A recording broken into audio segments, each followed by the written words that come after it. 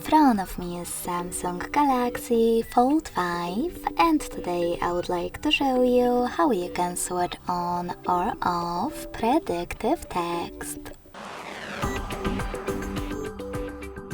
First of all, go into Devices Settings and scroll all the way down to access General Management. Then click on Samsung Keyboard Settings and tap on the switcher next to Predictive Text. This way you'll switch it off or on. Thanks so much for watching. If you enjoyed this video, don't forget to leave a like, comment and subscribe. Bye!